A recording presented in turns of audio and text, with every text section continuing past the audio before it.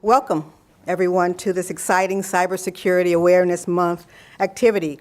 While our focus here at UMUC is cybersecurity all year round, this special month gives us the opportunity to offer a special event, such as this one, with the theme of connections, linking academics, skills, and professional experience. My name is Lois Palin, and I am a collegiate professor for the Cybersecurity Department in the graduate school. I teach management and policy. The official name of our department is the Cybersecurity and Information Assurance Department, and we have collaborated with many people, especially the Center for Security Studies and the other very supportive organizations within the UMUC family who have made this possible. You know, we kind of talked at lunch today a little bit about TV shows. And I don't get a lot of time to look at television, but as a cybersecurity professional, I feel it's my obligation to kind of binge watch CSI Cyber. Anybody watch that? I don't particularly like the show, but I think we all know that television kind of brings some sexiness to some careers, and I think that show is doing that. But I also think what we're doing today is very important because what we are doing here, collaborating with others, having important people speak to us about cybersecurity, is really very important to someone who might be looking for a cool career in cyber. We have a very full program today, so in the interest of time, I'd like to move forward with the program. But there are some important people in the audience that are here to help you, and I think that as a networking opportunity, you should make sure that you get a chance to meet them before leaving here today. You have a list of the UMUC cybersecurity program colleagues in your program, but I'd like to just take a minute to call their names and titles and let you get to see a face with the name. Let me start with Rosemary Schumber. She is the interim vice dean for the Cybersecurity and Information Assurance Department and program chair for the Digital Forensics and Investigations Program. Rose? Bruce DeGrazia is the graduate program chair for Cybersecurity Management and Policy Program. Can't see with the lights. We have Emma Garrison Alexander, who is the graduate program chair for Cybersecurity Technology Program. We have Balakrishnan Dasarati, who is the graduate program chair for Information Assurance and the upcoming Cyber Operations Program. I don't know if Dr. Bhaskar is in the room, but he is the undergraduate vice dean for the Computing Department.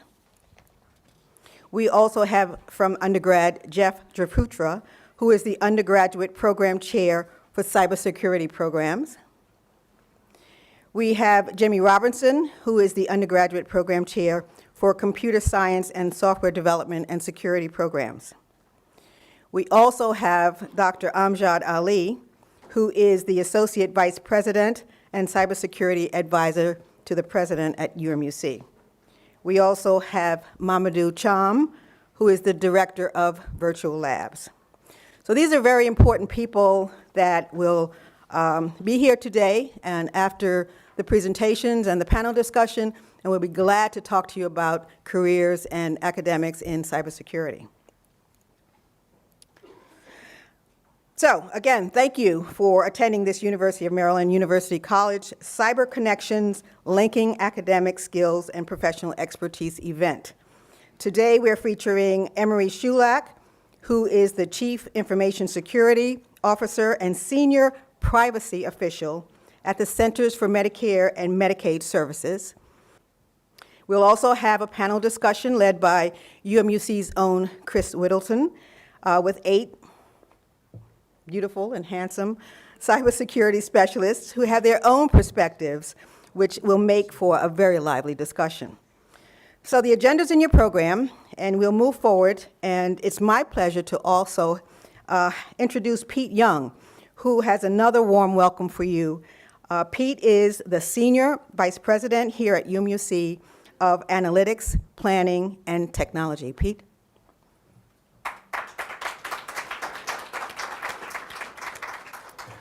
Thanks, Lois, and welcome to everyone as well. I'd like to share my warm welcome to our facility here in Largo.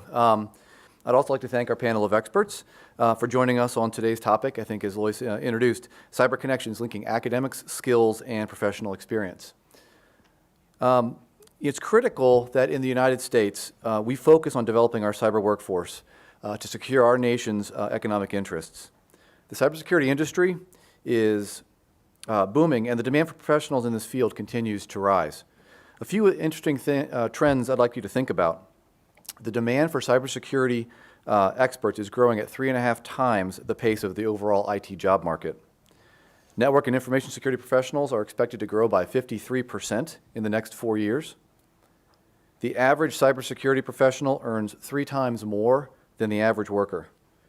And 2 recent reports estimated that there were over 1 million unfilled cybersecurity jobs globally last year, and that's expected to increase to 1.5 million jobs within the next 5 years. Also, the demand for cybersecurity professionals with certifications continues to rise.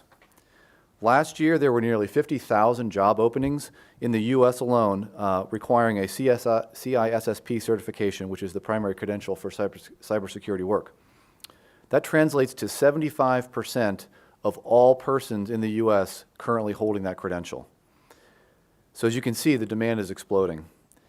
UMUC remains committed to helping those close the cybersecurity labor gap and is proud to have graduated thousands of cybersecurity professionals, as well as having thousands more currently enrolled in our programs. At today's event, you'll hear from UMUC's program directors in our many areas of cybersecurity.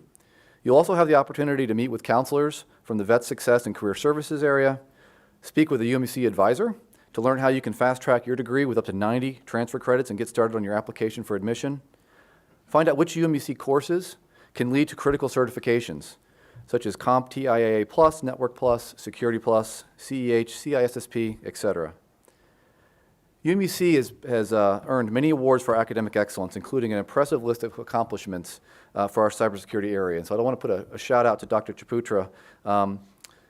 For example, just in the last 4 years, our Cyber Padawans, which is our cybersecurity competition team, has won 10 titles in the last 4 years, including the 2014 Global Cyber Olympics, which was held in Barcelona, Spain, 2013 and 14 Maryland Cyber Challenge, the DC3, and the first ever Cyber DiploHack Cyber Policy Competition. Outside of cybersecurity, our commitment to online and military education has also been recognized. The World Affairs Council honored UMUC with its Educator of the Year Award for 2015, recognizing the university as a leader in innovative education models. Military Times ranked us #1 in its Best for Vets Colleges 2015 annual survey. And Military Advanced Education named UMUC to the 2015 Guide to Military-Friendly Colleges and Universities. So you all know that cybersecurity is something we must all address, and it has a direct impact on our industry as well as all of yours. At this point, I'll leave you with that thought regarding the explosive demand in cybersecurity workforce, the unmet need and challenge that we all face professionally in our jobs and our careers. And hopefully today you'll get some insights from some of these folks as to what is happening in the areas of cybersecurity, defense, policy, and so forth. So hopefully you'll learn something new from our speakers. And again, I thank you all for joining us today.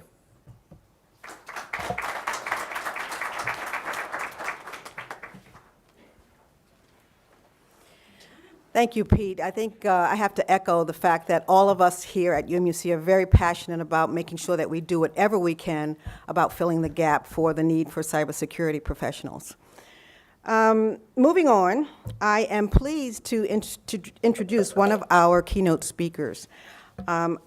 His name is Mr. Emory Sulak, and his current position is the Chief Information Security Officer and Senior Privacy Officer at Medicare, Medicaid. Mr. Sulak has over 20 years of experience and has very extensive experience in the information security and IT arenas. And you can imagine that how important his position is at an agency that is entrusted with the health information of over 100 million Americans, me being one, actually. And it has the fundamental responsibility to be stewards of this information and to ensure that the confidentiality is protected. Excuse me.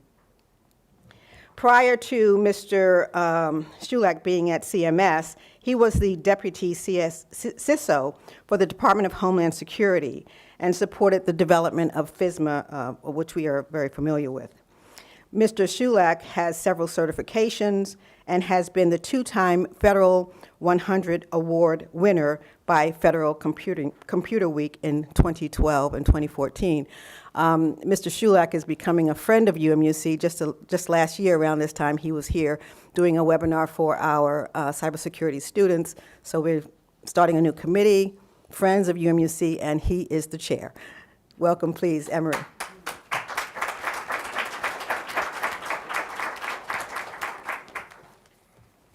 Hi, thanks. I'd like to thank UMUC for inviting me again today. It's been almost a year, actually, since I was here last time. And they asked me really to speak about two things. One is focused around, where are we seeing the biggest threats and challenges in the environment today? And then how does academia really relate to those relationships? I was thinking about it over the last couple of weeks while I was going to a number of seminars and sessions, and I think Kevin Mandia was speaking last week, who is the president of FireEye and the founder of Mandiant. And I think he said it pretty nicely in the fact that what we've seen in the past year is a significant visible approach for nation-state actors trying to get into healthcare and other fields. And what we see is that when you were looking at this sort of attack, this sort of grandiose attack, not so much the script kiddies, not so much the lower hanging fruit, how many organizations really are prepared to defend themselves against a nation? Regardless of what size an organization you have, is it UMUC, is it some of the organizations that we have up here, do you really have the resources and the technology and the skills necessary to defend yourself against, a nation that really has significantly more resources and capabilities than you? And I think the answer, in most cases, in almost all cases, the answer is probably no. However, what we can do is we can do a good job, we can do a very good job, we can make sure we have qualified people, we can make sure that we do best practices to secure our organization as much as we can. We can, limit the damage that is done if there is an attack, we can recover from an incident if there is one, but really, in reality, there really is no magic bullet to solve all of our problems, but what we do have to do is we have to rely on good people. And I think one of the things that everybody really underappreciates is that when you look at these incidents that have been in the news recently, when you look at the challenges that are facing us and you look at how these things have occurred, you find in so many of the instances, it's not just kind of a piece of bad code. It's not a piece of something that's gone wrong. 9 times out of 10, it's people-oriented. People have made a mistake somewhere. And I think that's an important thing to remember in terms of, are we doing the best we can to protect our environments? Are you qualified? Are you educated? Do you know what you're needing to do? And I think everybody really underappreciates how valuable every single person is to the security stance and position of an organization. It doesn't matter if you are an administrative assistant. It does not matter if you are the network administrator. You have equal rights and equal responsibility to making sure that you've secured that environment. And I think, looking at some of the programs that UMUC has, looking at other programs that you have, people really don't appreciate that. Those 9 out of 10 times that I'm having to solve or work on an issue really relate to a failure of a process or people following a process going forward. So I think what you need to think about doing this, and I made a cheat sheet of a couple of ideas for me. I think one of the things that you see from the Verizon report from 2015 and other news sources, about 90 to 95% of these big attacks involve phishing attacks at some point in those organizations. Everybody has a responsibility for phishing attacks. This summer we began weekly phishing exercises for my own organizations to see how we can do. We've had a drop of 95% in the number of people falling for phishing attacks as a result of routine testing and education as part of a program to make sure everybody's there. But I think it really is important, and what we hear over and over again, even from that phishing exercise that we've done, is that, how it changes people's attitudes. It changes your attitude. It changes your relationship with your kids. Are you sending, malicious emails? Are you accepting? Are you clicking on things? Are you telling your kids not to do? Are they becoming aware? Are they becoming a little paranoid in terms of what they're opening? I think everybody plays a part in different aspects of the organization and in terms of improving their security stance, and phishing is one that everybody can really participate in. But I think when you look at the other fields in cybersecurity and other things you do, I think what you're really doing when you get that education is really learning the best practices. Phishing is one that everybody can participate in, but then there are specialized areas and specialized fields that everybody can participate in as well. I've got teams of people who work in security operations. I've got teams of people who work on incident response. I got people working on configuration management and network administration and so forth. The problem is, it's so easy. You're all busy. Everybody's busy. I've got 10 hours of work to do. I've got 8 hours to do it in. I've got to get this out. I've got management pressure. I've got leadership pressure on me. But what you have to understand is that you have to fall back on that education and that training. Do I know how to properly patch a machine? Do I know how to properly make sure it's set up and installed? Do you want to even know how many times we've caught, I do daily testing on all of our equipment across the department in different capacities. And, when you find somebody who installed a server and didn't delete the default credentials, when you find somebody who installed a new server and didn't set the parameters on it correctly, when I see somebody who has patches that are, 2 years out of date because, it's too inconvenient to interrupt the workflow process for the day. All of these things, and everybody who touched those machines is aware of those activities, is aware of the security stance of that, and really has a responsibility, because it's not just one person. If I succeed in my job, but we'll pick on Dr. Emma in front of her here since she's here. If she fails in a spot, it doesn't really matter. We both failed in terms of our security stance. I'm not saying that you would. But what I'm really saying is that everybody has, a joint responsibility for this. One that's really undervalued and underrepresented, I think, in a lot of cases, is security documentation. One of the areas that, working with the FedRAMP and the security authorization process for cloud computing for the federal government, what you see is security documentation is often seen as kind of this burden, this excessive, focus on paperwork rather than security. But what we found working on the program is that basically if you can't describe it on a piece of paper, you aren't doing it. I don't really care how many times you say you have a really good security program, and I can assure you before FedRAMP started, every vendor who came into our office said, we do security. It was like, well, what part of security do you do? We had many conversations as, well, they did one thing really well, but they did 99 things that weren't so well. So, this security documentation piece, while it seems like it's overrated, perhaps it is over-audited. I would say if you can't really document what you're doing, you really probably aren't doing it. Again, where's that failure in process and people? It's because, well, there is no process that they're following. It only lasted as long as the last person in that position.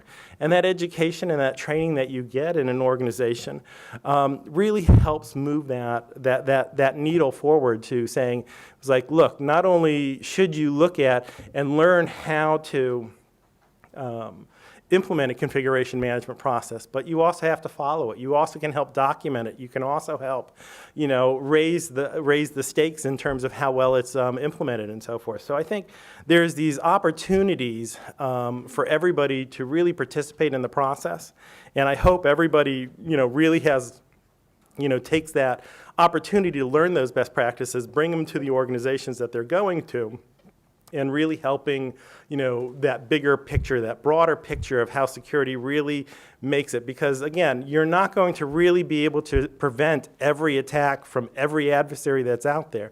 But what you can do is you can mitigate that attack, you can lessen the impact of that attack, and you can really be ready to detect it. We have incident response teams. You have skill sets for, testing systems and determining, an organization and how good you are. But you also have the same skill sets for detecting somebody else attacking you. You also have the same skill sets for recovering from an attack. And I think, when you look at the skill sets that are being developed in people today, your ability to capture those best practices and mature them. Another aspect of this is, what are the peer groups that you're making, and what are the relationships that you're making in your organizations and within your programs to really share that. I went to B-Sides over the weekend. I was telling somebody, what do? We run into people working in security operations centers at NIH. I bumped into, people that I work with in some of the vendor organizations to see how security is working in different kind of environments. As I said, I saw some other speakers in the last couple of weeks that have been really excellent in maturing that, but it's also an opportunity to kind of share those experiences and share those war stories with your peers. So hopefully everybody can enjoy their programs while they're here and take those back to their new organizations and move them forward and feel that, everything, even if it seems small, is really important for the big picture to make sure that we are capable and resilient organizations. Thanks.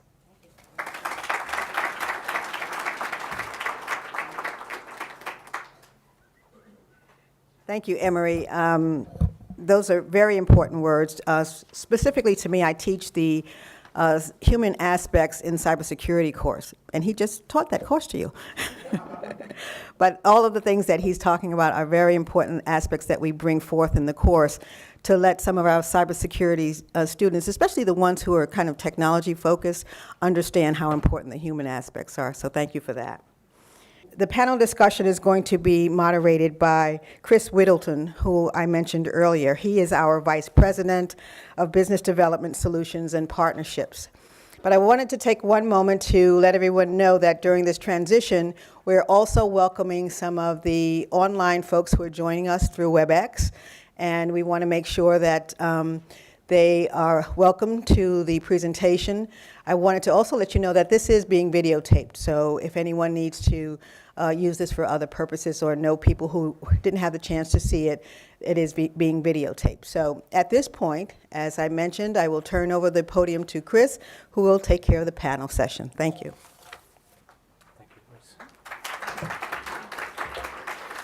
So the videotape part is the reason why I didn't walk down the center, because they didn't make up the top of my head, and I didn't want that. So you all didn't know that we were going to put you up here in front of heat lamps for about a half hour and then ask you a bunch of questions. So I've promised that I am not going to do any jokes about fishing or hunting or all of the super cybersecurity stuff today. We are very, very pleased. I work with all of our partnerships, and UMUC, we've been around a long history of serving students all the way back to serving students coming back from World War II. What we've always done is aligned with the corporate and employer community. And that's what these partnerships are all about, is making sure that our programs really meet that, as well as that we can serve these organizations to develop their current talent and make sure that they've got access to our students as they come out. So it truly is a full circle partnership. Joining us today, we have Richard Smith, who's the Director of Information Security with Freddie Mac. You want to raise your hand so everybody knows where you are. Steve Gantz, who's the Chief Security and Privacy Officer with Cognosante. He said they made it up, so there's got to be a jingle in there somewhere for their commercials. So, Devin Bryan, who is the CISO for ADP. Bianca McNair, who is the strategist with the National Cryptological School's College of Cyber with NSA. Chip Willard, who is the Senior Technical Leader with the NSA for the Threat Operations Center. Bill Morgan, who is the Chief Information Security Officer with USAID. Clifford Wilkie, who is the Chief Technologist with Hewlett-Packard. And Nick Oldham, who is counsel with King & Spalding, who represents a number of firms that work in the cybersecurity space. So we welcome you all today. As they mentioned, just a couple housekeeping things before we get started. There's actually over 300 people online listening right now. We will be taking some questions as a Q&A after we're done, and we're actually going to be taking some of the questions from that group online as well. So we'll jump right into it. We did prepare the group a little bit so that there's not any hardball questions being thrown at them. But because we have so many panel members, I'm going to direct it specifically to a couple of you as far as key questions, and then if somebody has something they want to add, because there's a couple questions to get to several of you. So first question, and I'm going to direct this to Richard, Steve, Devin, and Chip.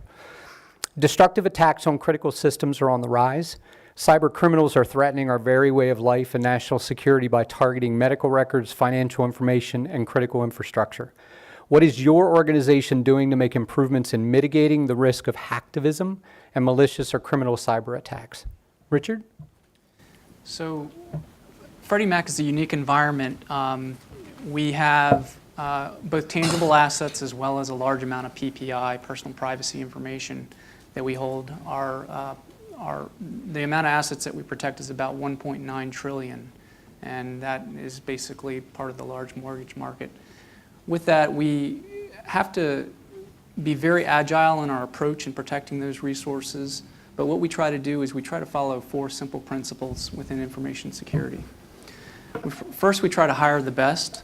That can be through a variety of different means. We allow, work from home flexibility. We allow, we have very, very good compensation packages, obviously, as a financial services firm would. We offer training for our employees, do a number of things around hiring the best talent out there in cybersecurity. The second thing we do is we train like we fight. So we train not only our cybersecurity professionals, but also the professionals that actually work at the company. So we do a lot of simulated phishing attacks.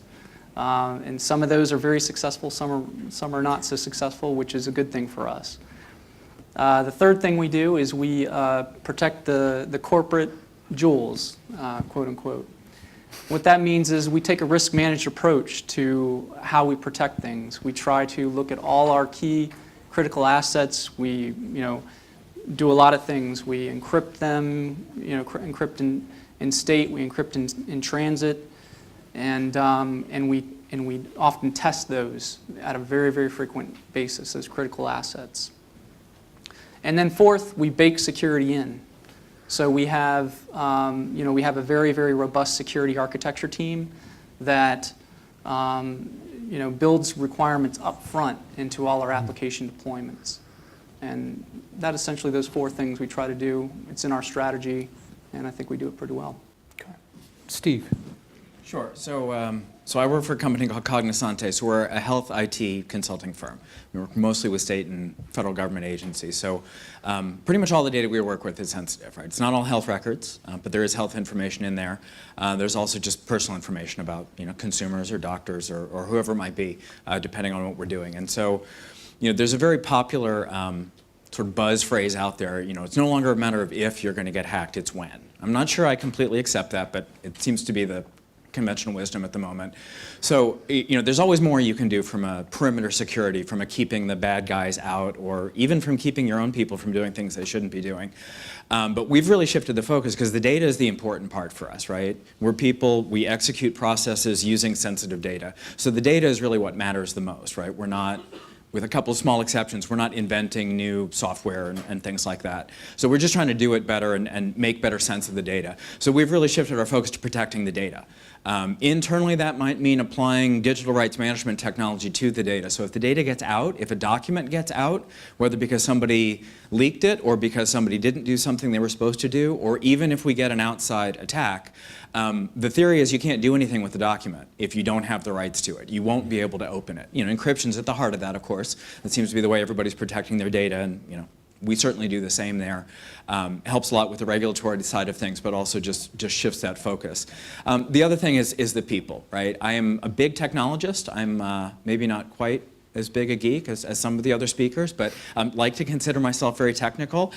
There's always more that we can be doing there, but most of our problems we can't solve with technology because at the end of the day, our work requires people to have access to lots and lots of data that should only be used in a certain way. And nobody really wants to run a police state in their own organization. We don't want to do such tight monitoring that nobody wants to work for us. That would be no help at all. But there has to be a balance struck there between keeping control over what people do in their day-to-day work, what they're allowed to do, who they're allowed to communicate with, whether they're allowed to get to Hotmail from their desktop, all those kinds of things.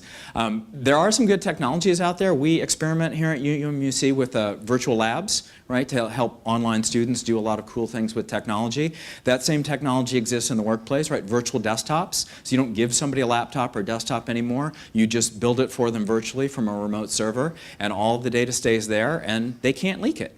They can't copy it, they can't print it, they can't do anything with it, but they can do their job, right? So that's sort of a sweet spot that we find sort of meets a lot of those needs and helps us strike that balance point. So focus on the data and locking it down.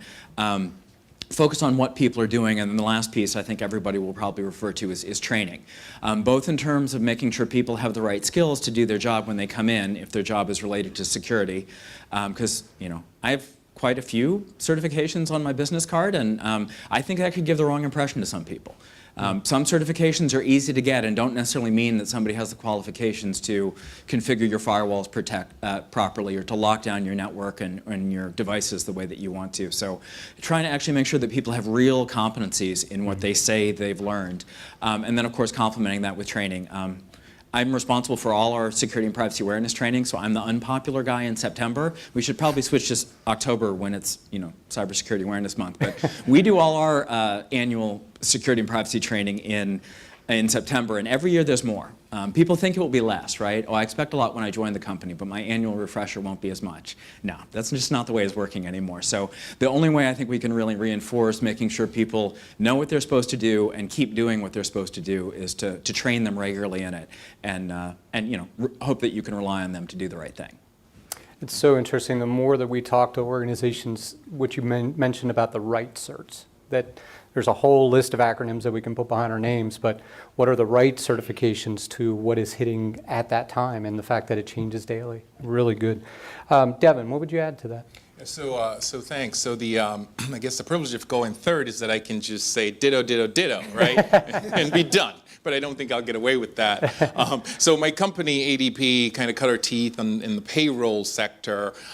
We are, in fact, however, a full services human capital management company. So we take care of our clients' employees from the date of hire to the date of retire, with all providing services throughout the life cycle. We are, however, in the financial services sector, again, with payroll being our flagship offering. So we currently pay 1 in 6 in the United States. We currently service clients in over 100 countries, over 600,000 clients around the world. So on an annual basis, we're depositing $1.2 trillion into my former employers, the Internal Revenue Service. And those monies go into, of course, the financial economy of the United States. As goes the US economy, goes the global economy. So the importance of what we do at ADP to protect the sensitive information, payroll and human capital management, making sure that data is protected in our systems, the importance of that,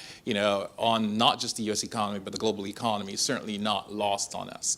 I was being a little bit, facetious when I said ditto, but certainly from making sure that we have the right people, we're making the right strategic investments in technology, and that we're maturing our processes around, adequate protections in light of the fact that you cannot protect everything. So how do you prioritize your protections around the crown jewels of your organization, right? So all those are key levers in terms of what we invest in, where do we place our devices, how do we monitor, how do we triage, and with us being global, the geographies that we do operate in, right? So for us, we have 5 critical pillars. Dynamic global threat intelligence, very critical to stay attuned and not just what's happening in our sector, but in the other sectors that we potentially could also see activities from. An active cyber defense, right? So it's one thing to be alerted after you've had an issue. It would be preferable that you get alerted and be able to take some actions in near real time during the course of an active intrusion. So active cyber defense is critical. A multi-layered protection architecture, traditionally that has been touted, or brands, variants of that has been touted as, defense in depth, right? We see it as a little bit different. So multi-layered protection architecture is critical for us. Signature-less malware detection, right? So the age of relying on AV or signature-based, or even in some instances, some of the run-of-the-mill heuristics detection, some of those have their limitations. So for us, making sure that our endpoints are protected with less of a reliance on traditional signature-based technology, for us that's transformational. And the most important layer in our protections, and this was touched on by my learned colleagues, is the human firewall layer. We have 50,000 employees, associates at ADP, servicing our clients in 80+ geographies that we operate in, making sure that our associates have the right training. And this isn't for us an annual exercise, right? Gone are the days where you have folks, do their 1-hour PowerPoint, click, click, click, and you're done for that. Those days are gone. So making sure you have you're robusting that human firewall, because they are and will continue to be our first line of defense. Okay, Chip. Wow, that was a good answer. As an intelligence professional, normally when you're questioned under hot spotlight, your training tells you to clam up and not say anything. But so let me just say, I'm going to sort of build a little bit on what Paul had said in his keynote about NSA and what we're doing. So we regard cybersecurity as a team sport. So we partner very closely with DHS, FBI, DOE, industry, academia, research community, our own research. And so we are helping to help harden systems, because we live on those same networks. And we leverage our partnerships in the intelligence community to help us get ahead or get some insight into the emerging threats to these. And our knowledge of that threat helps to drive what we are doing on the cybersecurity side in information assurance. Paul mentioned that NSA has a mission of information assurance of national security systems. And that's pretty important. And as you said, how you define national security system, our definition, our current definition, is probably too narrow. I know the closer these things hit to my own home, the more national security systems bar is lowered. But one thing I should mention about that is that, back in the 90s, NSA adopted this idea of commercial first. In other words, back in the day, DoD and NSA, we used to build our own systems, and we could build them very secure, and they were very specialized to do very specialized missions in support of national security systems. But in the 90s, we went to this commercial first, and we started adopting commercial technologies and solutions. So it certainly behooves us to help to secure those very same technologies that the commercial world is creating. And so one thing on the national system security front is we have this program called Commercial Solutions for Classified. And basically, it's us setting up requirements to the commercial solution providers to meet certain requirements that will be suitable for securing and protecting national security systems. Now, what that does is it drives the commercial world into developing standards and technologies for security that can be applied across and become quite a good marketing pitch for their technologies. And so in that way, we're sort of driving the technology. As I said, we have the Intel side of our business at NSA. Gets way too much press. But we're also looking at the threat. We're trying to identify what the bad guys are doing, because this is a huge problem. And so everybody's talking about scale of the problem. It's a big scale problem. There's two ways to deal with scale. One is through automation, automated defenses, automated defensive capabilities and stuff, because quite frankly, humans can't often respond fast enough to these threats. But in order to do automation, you need to have standards for communicating with each other, for sharing information. Like I said, we partner very closely with DHS and FBI. We have to be speaking the same language. Our systems and sensors have to be able to communicate with each other. And so we're driving to develop standards so that we can communicate things like taxi and sticks, and these kind of things are very important. The other way to scale is to reduce the size of the problem.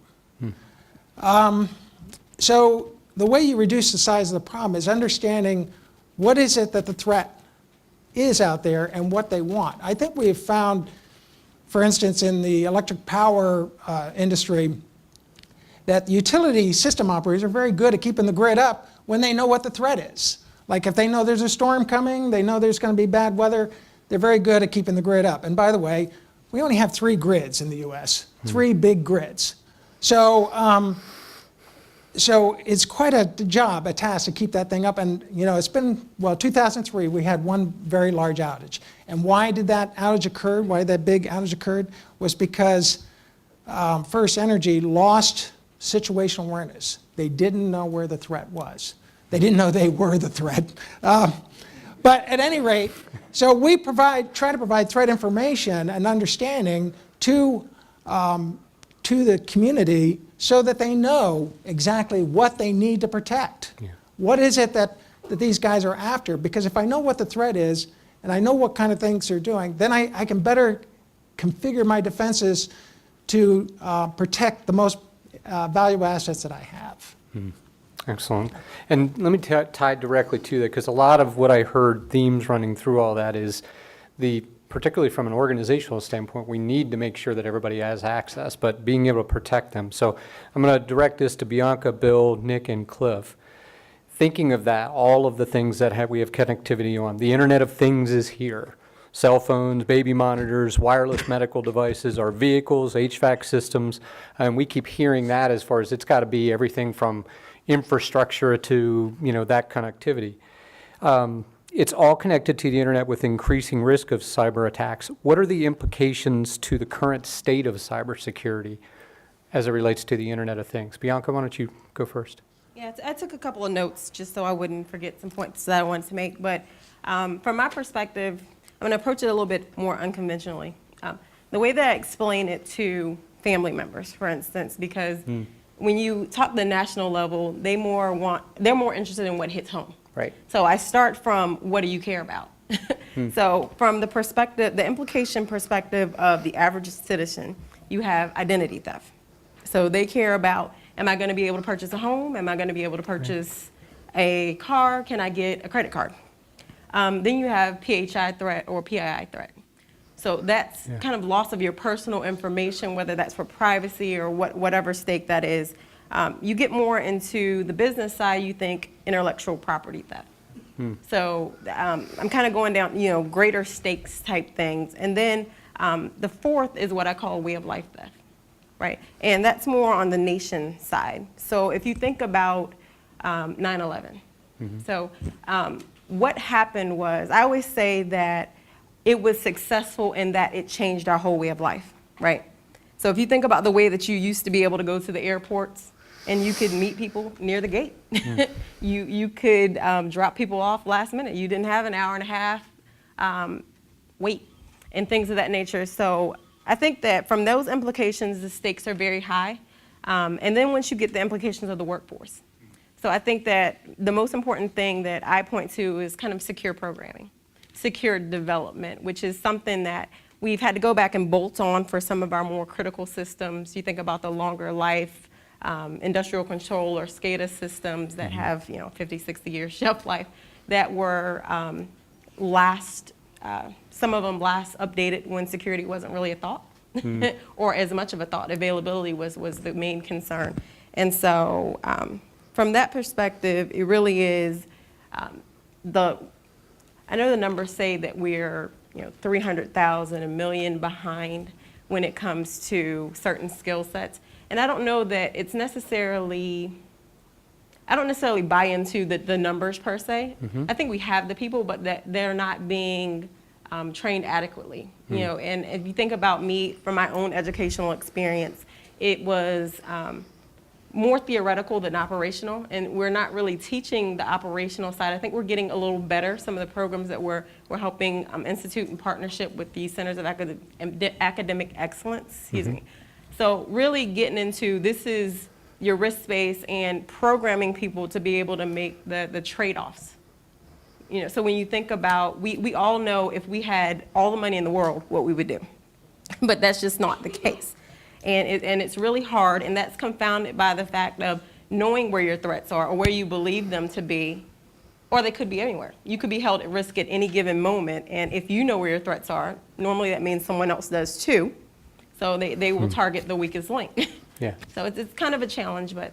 I like that, really emphasizing what each individual care about, because you're talking about on such full, broad levels, particularly from an organizational standpoint. Bill, your thoughts on that? Current state of cybersecurity as it relates to those people?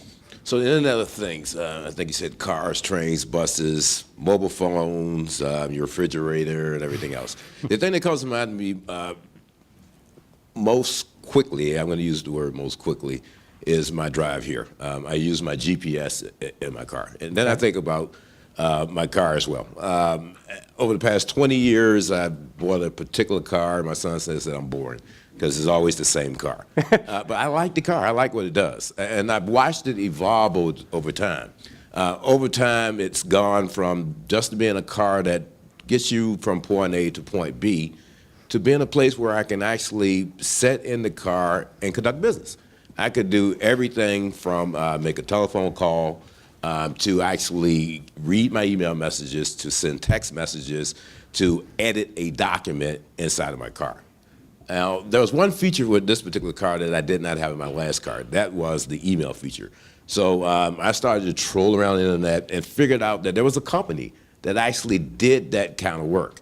However, this particular company seemed a little bit shady to me. They had a internet address that looked okay. They had a website that looked okay. But once I dug into it, I said, well, Bill, dig into it a little bit deeper. So I called these folks. It was a California number. However, the folks were actually in Poland. They weren't located here. And I was a little bit more curious. So I asked a few more questions. I said, okay, how does this work? Give me some detail around how this thing works. The way that it works is that they send me a cable. I forgot what you call those things. It plugs into the computer module inside the car. They send me a cable. I then hook it into a PC. Then these people remote into my car. Wow. Okay? So they would remote in my car. Then they would upload software to give me the option that my dealer didn't give me or that I didn't pay for. They're very helpful. Yeah, it's very helpful of them, absolutely.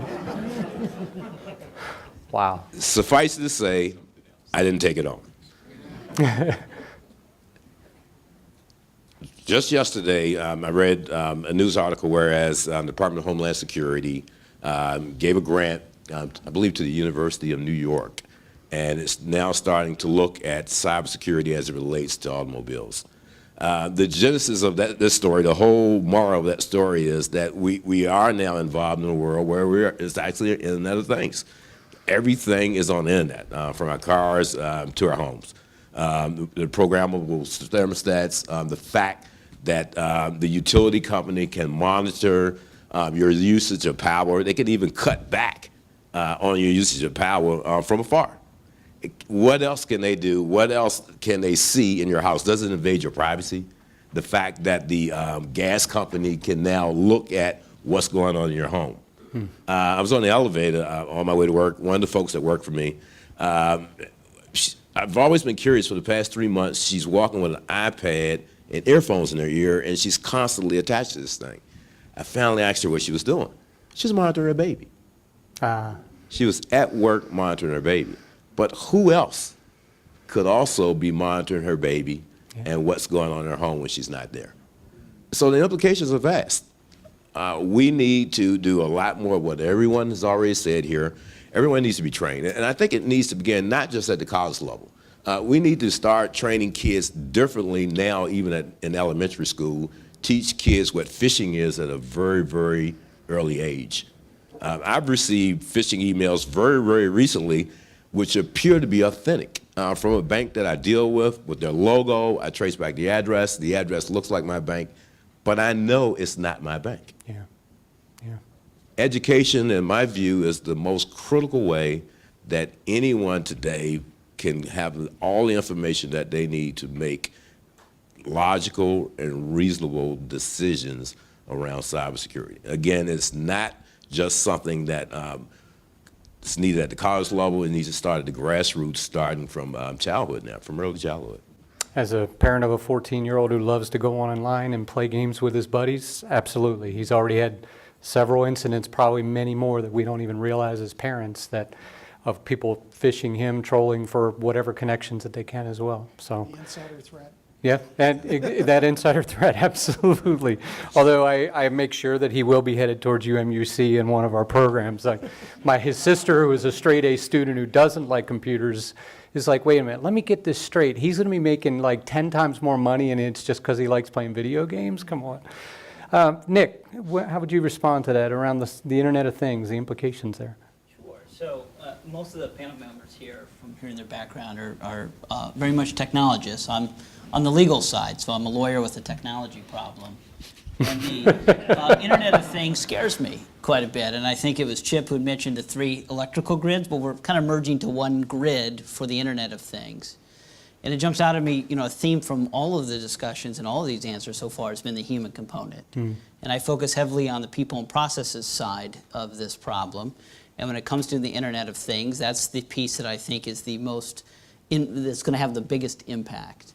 So what I see is a lot more focus on awareness and accountability. And what I mean by awareness is we're all just pieces of this single grid. And it's the training, it's the education to understand how we fit into the problem, and so we know how to be able to protect ourselves, but also everybody else that we're now connected to. And the second is accountability, and I think, again, it was Chip who used the team sport, and I'm sorry, Chip, to steal all of your good ideas. But the idea that cybersecurity is a team sport, that's very important with the Internet of Things. If it's a football team, your quarterback may not have to be trained like a defensive lineman, but being able to know what they're going to do and what their plays are is very important. And as we are merging onto this one grid, having accountability, folks who know what other people are doing, but have accountability for their own role, I think is critical. And phishing has been the example that has been used so far, understanding what the implications are if you're the one piece that fails into that system. Absolutely. Nick, finish this out with us. I mean, Cliff, sorry. Yeah, I think back on my very first Internet of Things device. It was my 6-pound cell phone I carried around about 15 years ago. And all it had on it was my phone numbers. I compare that to where we are today, and I have a device that I can do financial transactions on. I can communicate anywhere in the world on. It has tons and tons of information on. And it kind of gets back to that analogy of more information, more value, more risk to the bad people out there. And I think we need to be more diligent in this area.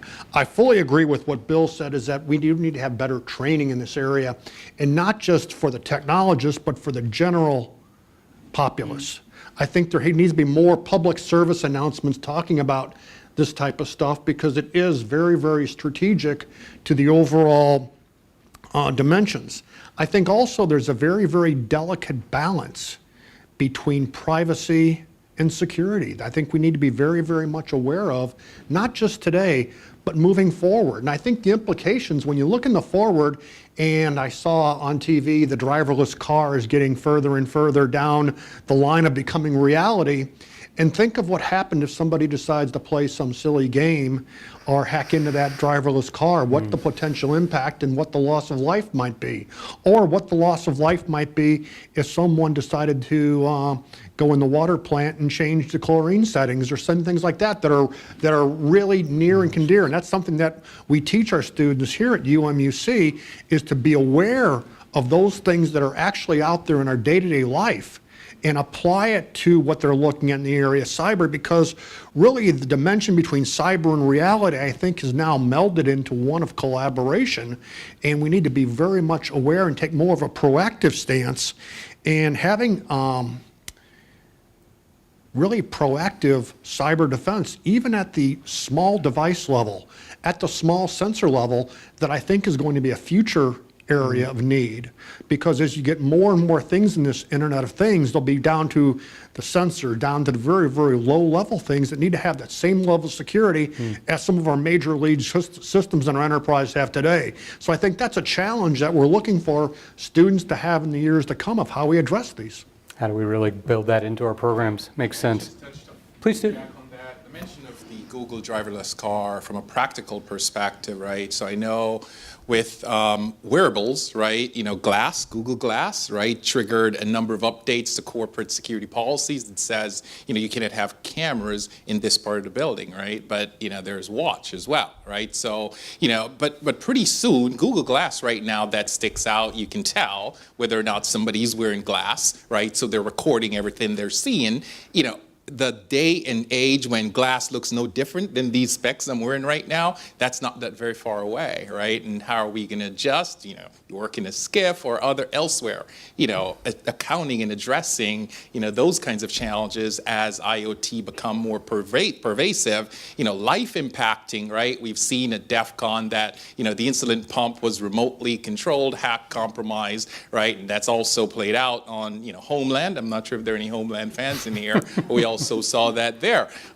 Similarly, there's a couple of interesting, my wife who's a privacy analyst, her and I were trading notes because the CNN was broadcasting about drone wars, right? Where now drones are increasingly being programmable and actually competing and invading the airspace of major airlines, right? So imagine, that kind of technology now in the hands of folks who want to do damage, right, to a airliner with, 400 or 500 people on board, right? There's actually also a YouTube video where a drone was programmed with a 9mm, pistol, be firing, live rounds, right? Similarly, there was a sniper rifle, right, that, is also remotely programmable because it was, internet accessible, right? Yeah. So, the reality of IoTs and what it means, not just in our personal lives, corporately, if you're a practicing CISO and you aren't already updating your existing security plan for, to account for what's coming with IoT, then you might want to take another look at that. Yeah. No, you mentioned those organizational policies. Most of the major threat attacks have come from inside in most recent years. Let's talk about that a little bit. What kind of policies are your organizations putting in place to prevent against those insider threats? You want to start down here? Yeah, I think now you're looking at security from a different perspective. And I think looking back early in my career, security was kind of an afterthought that came in at the end. Now security is being put in from the very beginning. It's one of the attributes you include and have in there. It's having more proactive security than you had in the past across the entire enterprise, not just being reactive from a security perspective. I think having at all levels, the application layer, et cetera, having more security at that level, looking at what's happening, having more sensors in place to see what's happening, looking at your network, looking at the overall holistic perspective of your organization to be sure that it is secured any place, any point down the timeline. Somebody's already mentioned the defense in depth perspective, but I think that's really critical to have today and in the future moving forward, and having that multi-level protection that's out there, because you could have insider threats, you could have external threats, or it could be a mixture of both. So I think we need to be prepared for what we don't know. What other policies are being put in place for insider? Anyone? I'll go. I think for employees, I'll start with those employees. When I first read your question, you remember he he told you we got the questions in advance, so I was thinking on this one for a couple days. I'm not sure I agree with the premise, although I think the definition of insider has to be broadened a little bit. If you think of the really high-profile hacks like Home Depot, OPM, right? Those were, the way in was all, in those cases, was traced to a third-party company that had privileged access to the actual target, right? OPM, it was one of their background clearance contractors. Home Depot, it was an HVAC contractor, right? So if the company's defenses are bolstered, right, add security at all those layers, find another way in, right? No matter what it happens to be. And so there's an assumption, whether it's fair or not, that the partners you do business with might not have as good security as you do. Contractually, for years, I'll wade into Nick's area while disclaiming the fact that I am in no way a lawyer or even approximate one. The contractual standard for years, business associate agreements in HIPAA or other sorts of contractual agreements, is a subcontractor attests to having adequate controls. There's usually a clause in the contract that says the writer of the contract can go and inspect if they feel like it, but not that many organizations really do vet their vendors or their subcontractors. They instead ask them to sign a legal document that says, no, no, we do have this covered. We will apply similar protections to what you would do yourself, which sounds great until somebody uses the fact that that's not actually true to break into your organization. So from a technical standpoint, I think that's the problem now, is that you've got lots of organizations more aware of how they need to bolster their security, but they forget that anyone they do business with who they give access to their network is potentially a way in. From the actual employee standpoint, where we've ended, where folks are dealing with sensitive information, we just constrain what people can do. Unfortunately, in some cases, that makes it the job less entertaining or feel like you're under a lot more controls, and people don't like to be under controls. But anybody who's worked in the defense sector is used to a clean desktop policy. Most DoD facilities, you can't even walk in with a cell phone. It used to be that you could leave your battery at the desk, but now, no. Just leave it in your car and don't bother bringing it into the building. The vast majority of people are going to do what they're supposed to do and are not the problem. So you come back to more of a philosophical question of, when I have employees, do I trust them by default until they do something wrong? Or do I have to distrust them by default? And in a large organization, it's almost impossible to not have some, I won't say bad actors, because they don't have to have malicious intent. They just have to do something wrong. It can be a complete accident. They can have the best intentions. They can just not be thinking when they click on that phishing email, right? Doesn't mean they're trying to bring down your organization, but the damage could be just the same no matter what.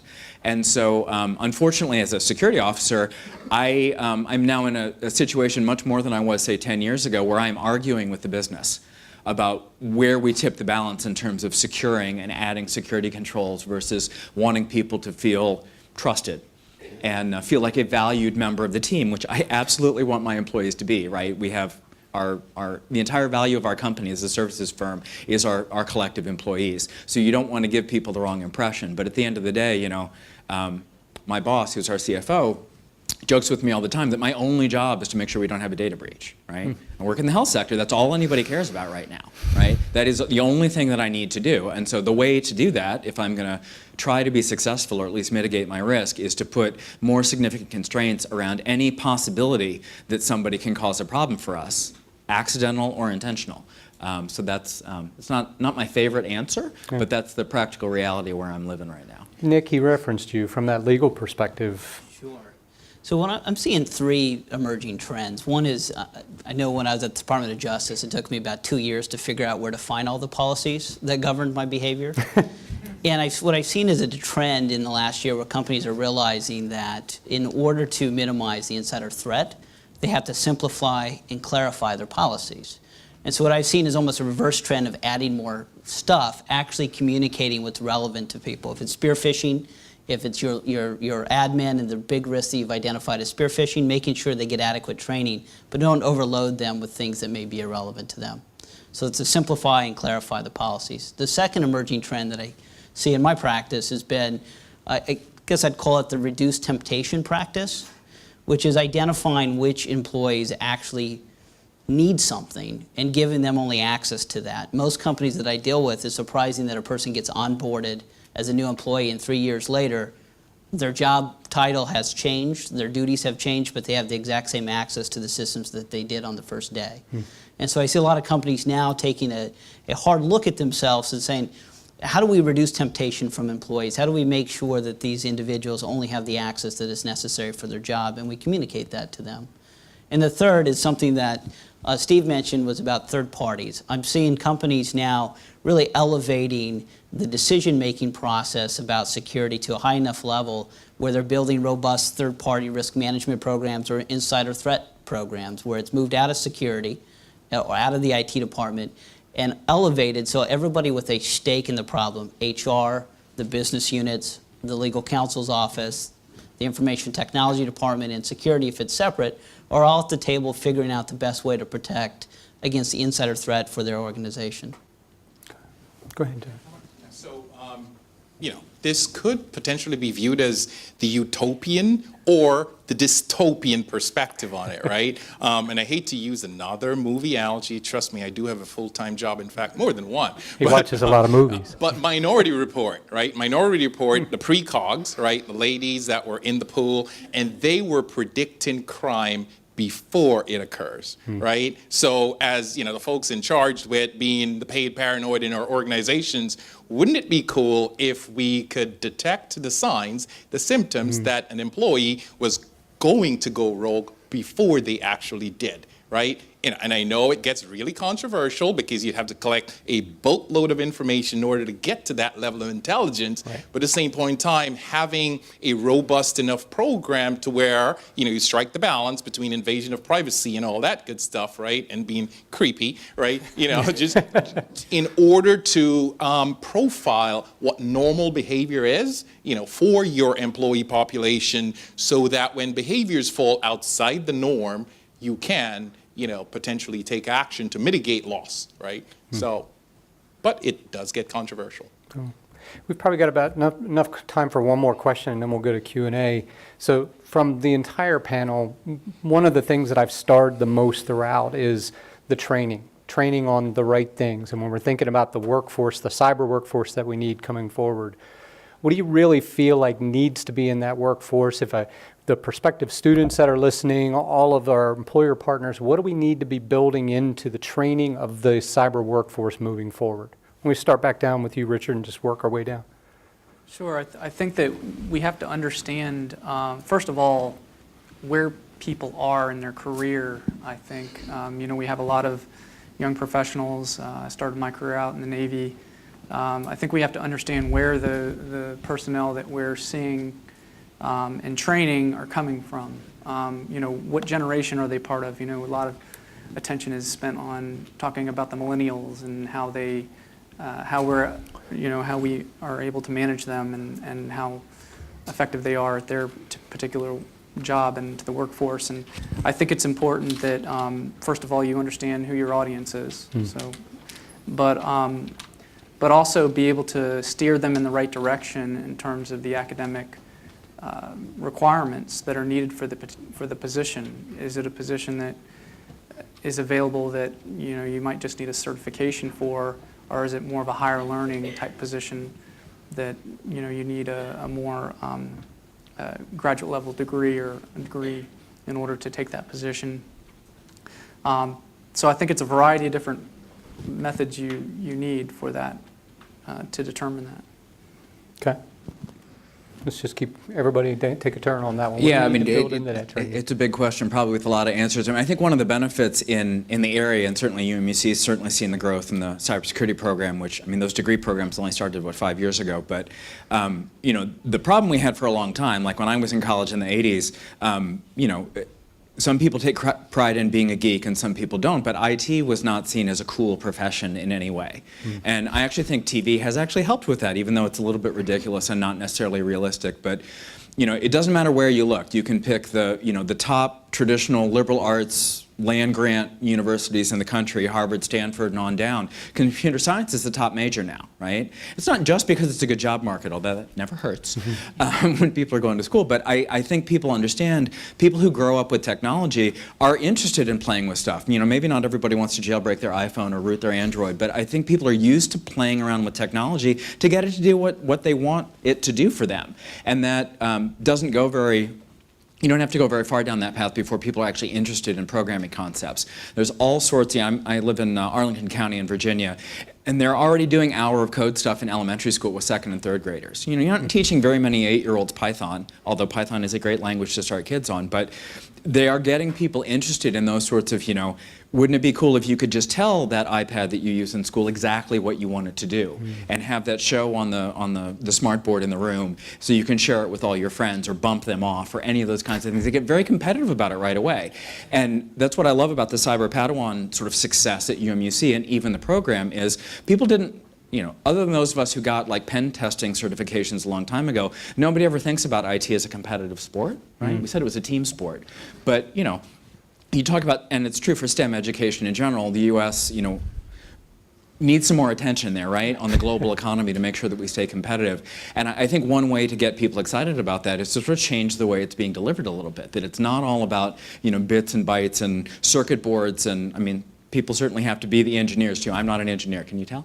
But, you know, using the technology and being able to just make, whether it's a drone, a robot, whatever the device is, work and do the way you want. I think people find it interesting, so that's a way to engage it, I think, at even the pre-higher education level.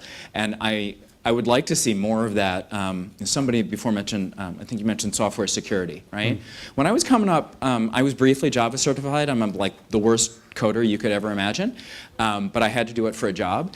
If you wanted to go and learn what are the best secure coding practices for Java, you couldn't find a course to teach it. It didn't exist. And this is like late 90s. This is not that long ago. And it's only been in the last maybe 10 years that people have actually started to teach secure coding practices, which seems ridiculous given how long people have been coding. But that's why we're still dealing with this bolt-on security problem, is that it's only recently people have said, yeah, we really do need to build this in. And so I think more emphasis on that and not building your whole tool set and then learning security, but learning security as part of your tool set. I think will help with, you know, several of the other issues that you brought up today as well in terms of getting people ready to attack them. Okay. Devin? Yeah, so briefly, I'll try to be really brief. You touched on a couple of things that hit a couple of nerves for me, right? So certainly the U.S. is ranked 27th out of 32 in the world from an OECD countries, first world countries, you know, from STEM perspective, right? A lot of that has to do with the fact that, and it's representative of what we have on the panel, right? We have a single female, right? You know, why is that, right? You know, why aren't we attracting more women into the field, right? Why is it that when we sell what we do, you know, it's typically male and it's typically all about, you know, the Python programming, not to pick on you, but, you know, it's like we've got to change that dynamic, right? CSI, you're exactly right. It's making it, you know, a child can't be what a child can't see. Right? And if if the typical model, the typical, you know, representation of our practice, it's, you know, it's a male, I mean, it is male dominated, but we've got to change that perspective significantly. So the training, you know, yes, certainly we need to expand it beyond just being, you know, hardcore techie focused. That's very necessary, but there are several domains, you know, several areas of practice within cyber that doesn't require the hardcore reverse engineer and malware on the wires, right? 48% of the U.S. workforce are females, but only 10% females in the cybersecurity space. You know, those percentages are dismal. Similarly, African Americans and Latinos, you know, severely underrepresented in this space as well. So we've got to do more to attract and expand, you know, the folks coming into the field to help us address some of the staffing shortfalls that was mentioned previously, and certainly, you know, open up the door so folks don't think that everybody has to reverse engineer malware in order to be a seasoned practitioner. That's just, you know, that's just false. No, that's great. And we've actually got some questions coming in from online, but Bianca, since he referenced you and you and I had this conversation beforehand, why don't you finish us out on those skills, and then the rest of the group I'll take to the next question coming from one of our students. So. All right, so in my mentoring life, a lot of what I advise people, I still consider myself to be pretty young in my career, but one of the things that I always focus on is if you want to get your foot in the door, is that you have to know how to program, and probably program securely. I know how to program, I hate it. You know, it's never been anything I wanted to do, and fortunately, it wasn't something that I had to do. But pretty much every aspect of technology involves some level of programming. So that's the advice that I give the high school graduates and things. Just focus on that and use that to pivot if you're interested in something else. Probably the most important advice that I give people is to focus on more than one facet of your career. The one facet, I kind of have three. So I've had the IA, the CND, I've done defensive cyber operations, so that's all, techie stuff. But I've also, I'm acquisition certified, have been for years and years. And also, now that I'm with the College of Cyber, I've taken on kind of a third facet of my career. So when people tell you be flexible, it's not, I used to reverse engineer, now I do forensics. I used to program, now I'm doing malware analysis. So it's not necessarily that, it's more of, if you want to be successful at the technical level, just kind of learn how the money flows in your organization. Doesn't mean you have to touch it. Go talk to them. That'll help either get your project funded, help you on your sales pitch. You'll know what their thresholds are, but that makes you a little more successful, I think, overall. So that's kind of how I focus them and tell them to remain a little flexible. And it helps you more well-rounded and able to make decisions, even if you want to stay. I know some people want to stay in the weeds. Some people don't ever want to make management level. They don't ever want to not be hands on keyboard, and I respect that. So it's just what helps you be a little more successful at the level that you want to go to. It's really good guidance. And actually, this question comes from a student, so Chip, we'll start with you on this. Says, I will do this.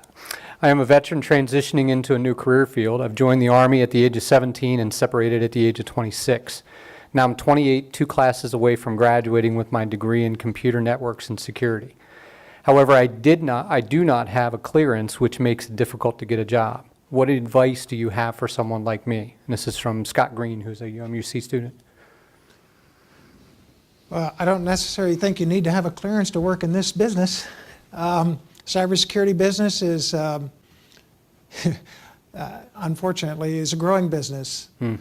I have these rules of cybersecurity, and I should mention them real quick. Rule number 1 is they're going to get in. No matter, we have these things called advanced persistent threats, and the bad thing about them is they're so darn persistent. If they got something, if there's something you've got that they want, they're going to get in. Rule number 2, very quickly, is you can't change rule number 1. We seem to think we can, though. Rule number 3 is they're already in. At least you should assume so. And the reason you should assume this is because, like I said, they're going to get in. And so the best way to protect yourselves in cybersecurity is to perhaps be resilient and attack within or defend within your networks. And rule number 4 is the attacks will continue. So no matter how secure you think your network is, at the end of the day, tomorrow is a new day to battle again. It's just going to keep coming. Rule number 5 is it's going to get worse. and the problem is the better we get at defense, the better they get at attacking, right? Which actually goes to rule number 6, which is defenders will contribute to the situation getting worse. A lot of things we do actually make things worse for ourselves. And if we don't consider how the things we're doing make it worse for ourselves, then we're not going to be able to get ahead of the game. Now, the last rule, which actually speaks to the last question, which is the only security that we've actually achieved in cybersecurity is job security.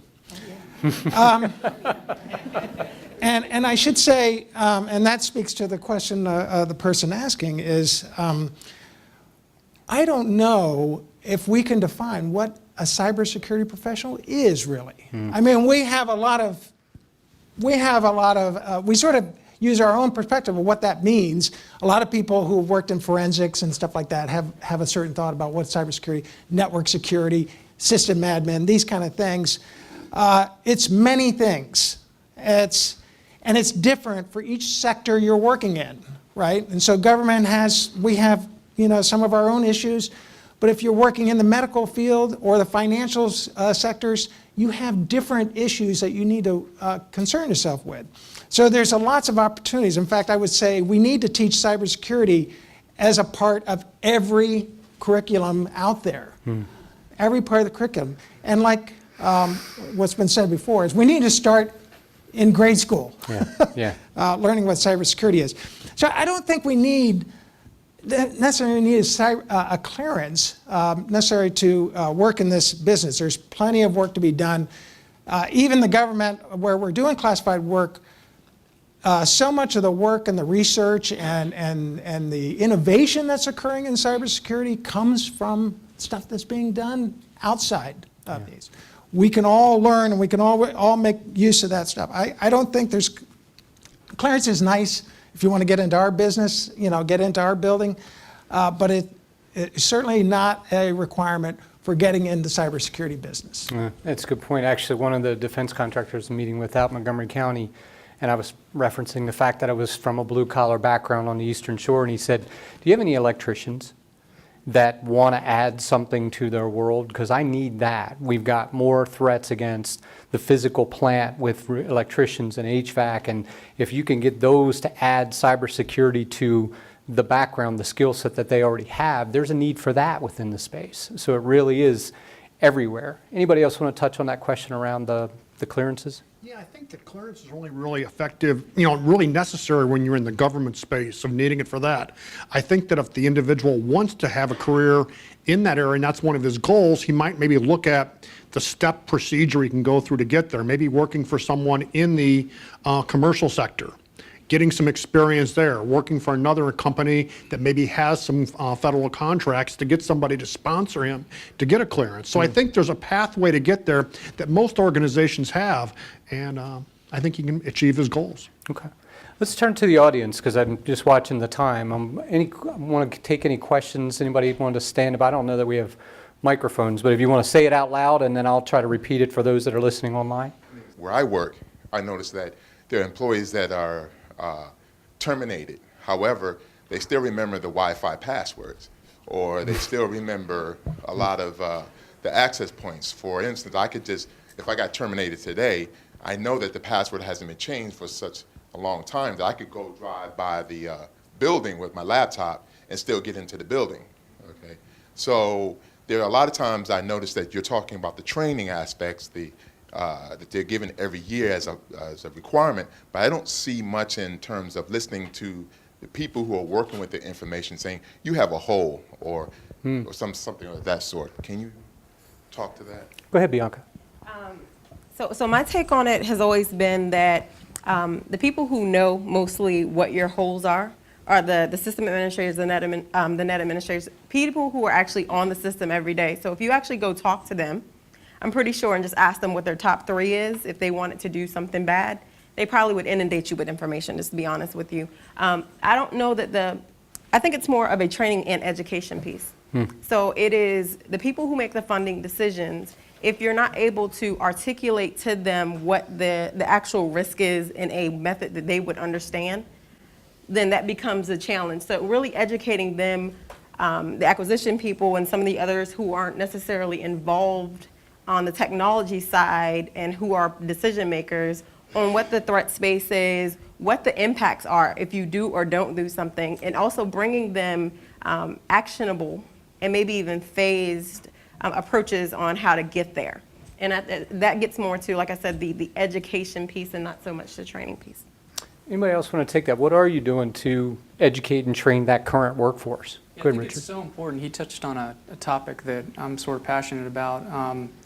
In the government, we have this idea of information system security officers, and what we've done at Freddie Mac, we've done something similar. We have security champions, and those are folks like yourself that are interested, and they're in each of the business lines. So we've identified, probably 100 of them, and what they do is, every month we meet and we discuss different topics of interest that we can take that information back from them. So what kind of vulnerabilities are they seeing?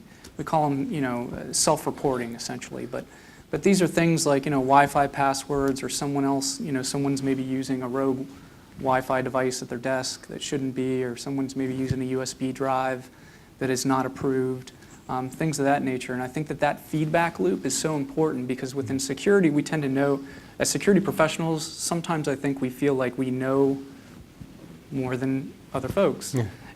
But we should be listening as much as we're telling. And I think that's an important aspect of how you're going to see security evolve. That's good. Appreciate your question. Let's do one more question from the audience, and then go ahead, Yvonne. Do you have a mic for this gentleman here in a Hawaiian shirt?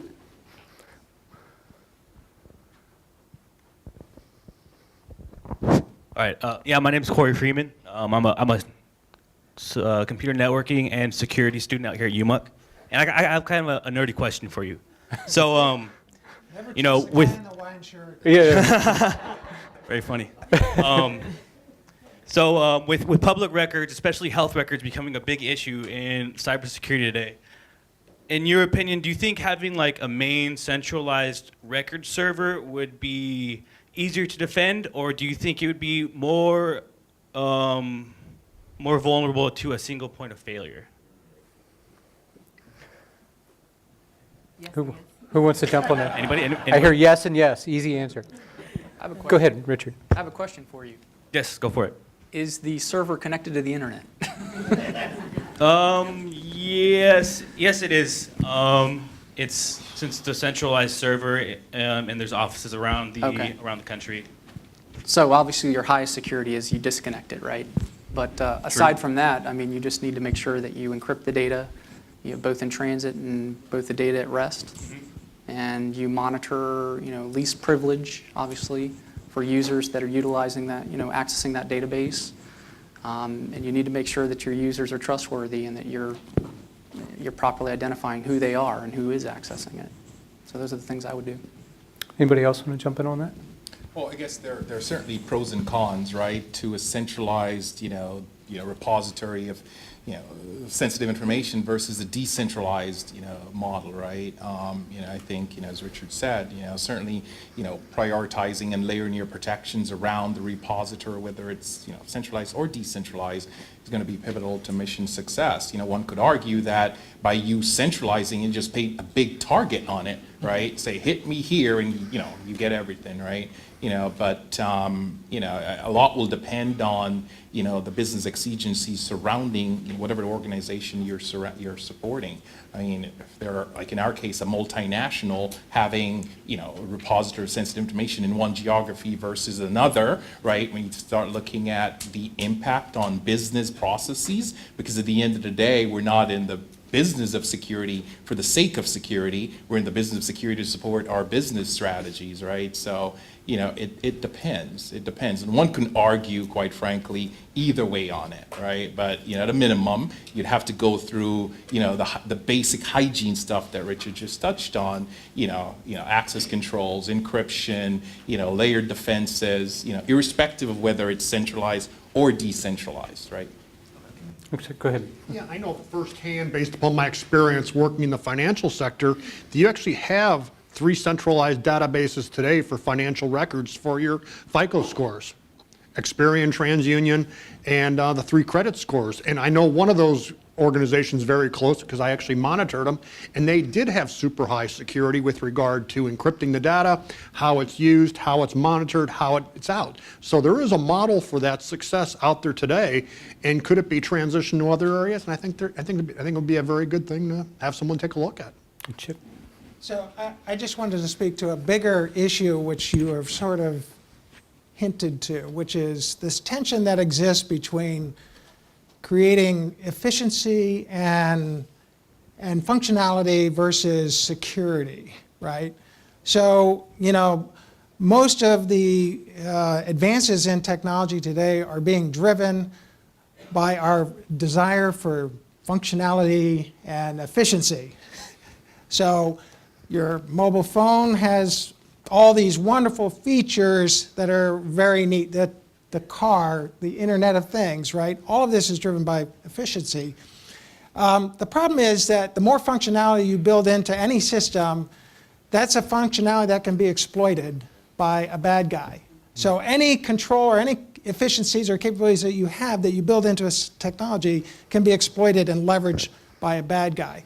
So one of the things we need to do, especially the folks that are in the development world, as they develop technologies, ought to think about, do I really need this functionality?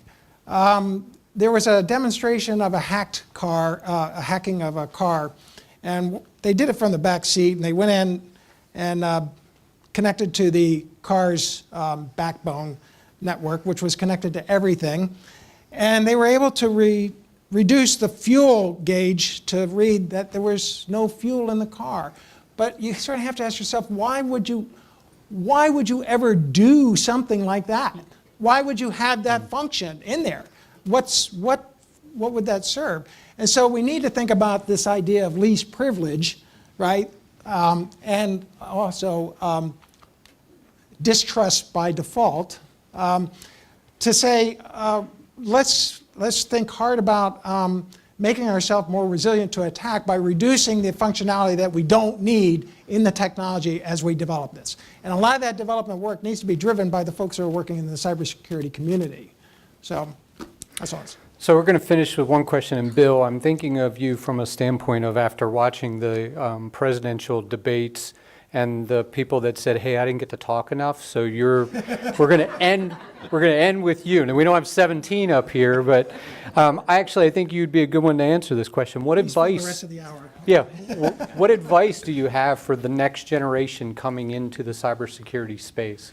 My advice is clear and simple. Continuous education. Education. Unlike some of my colleagues, and I agree with probably about 98.95% of what you guys said, security folks really do need to understand a lot more than the other IT people. You won't get the respect of the system developer, of the architect, of the engineer if you don't understand their business. They will believe that you're just asking them to do security for security's sake. So you really need to understand, you don't have to be an expert in every single part of IT, but you need to be an expert, certainly in all the aspects of security, and you need to become more than familiarized with all the other parts of IT, programming, enterprise architecture, network engineering. You need to have experience in all of those pieces so that you can garner the respect. Also, the soft skills. You need more than the hard technical skills. You need the soft skills. As Bianca said, you need to really understand the people who control the purse strings. If you don't understand the people who are the budget folks and the folks that are acquisition people, you'll never get anything new or different in your environment. So to sum it all up, you have to know more than the people you're competing against. It is a competitive sport. It has become a competitive sport. Let me do it one more time. It is a competitive sport. There's a lot of competition out there. You have to know more than your colleagues do, and get to know people, work on the soft skills. Soft skills are extremely important because you are ultimately trying to convince people to do something that they really don't want to do. Excellent. Thank you. I'm going to bring Luis up here to kind of close us out. I want to remind everybody as we finish, as you go out the doors, there's a whole reception area, a number of different tables, information, things like that. The panel will be available for you to talk to. Do recognize as soon as we end that they've been up here for like an hour and a half, so they might want a chance to hit the restrooms before you hit them, so let them get to that back part of the room. But Richard Smith is the Director of Information Security with Freddie Mac. Steve Gantz, Chief Security Privacy Officer with Cognosante. Devin Bryan, the CISO with ADP. Bianca McNair with NSA. Chip Willard with NSA. Bill Morgan from USAID. Clifford Wilkie is the Chief Technologist at Hewlett-Packard, and Nick Oldham. Let's thank our panel for their time.